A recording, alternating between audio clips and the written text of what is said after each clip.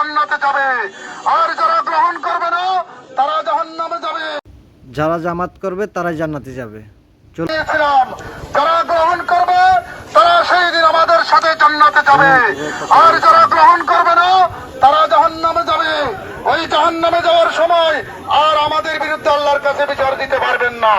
আমরা যদি আপনাদেরকে দাওয়াত না দিই তাহলে কালকে আমাদের ময়দানে আমাদের বিরুদ্ধে আপনারা বিচার দিতে পারবেন, বলতে পারবেন আল্লাহ এই জামাত ইসলামী ইসলামের কোরআনের ধারক বাহক যারা ছিল 8 নম্বর 9 নম্বর ওয়ার্ডে, তারা আমাদেরকে দিনের দাওয়াত দেয় নাই, ইসলামের সঠিক কথা বলে নাই, সেটা বলে আপনারা বিচার দিতে পারবেন।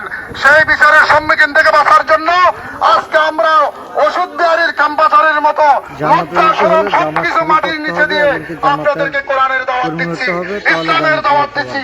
আসুন কোরআনের পথে, ইসলামের পথে আমাদের জামাত ইসলামের পরিচয়পত্র সকলের হাতে গেছে। পড়ুন, জানুন, জামাত ইসলামকে বুঝুন এবং জামাত ইসলামে যোগদান করে আল্লাহর দ্বীনের জন্য, ইসলামের জন্য, কোরআনের পক্ষে আসার জন্য আমি উদাত্ত আহ্বান জানাচ্ছি। আল্লাহ পাক কোরআনে পাকের মধ্যে বলেছেন, ইয়া আইয়ুহাল্লাযীনা আমানু দুখুলু ফিস-সিলমি কাফা ওয়া লা তাত্তাবিউ খুতুওয়াতিশ শাইতান। হে ঈমানদাররা, তোমরা পরিপূর্ণভাবে মুসলমান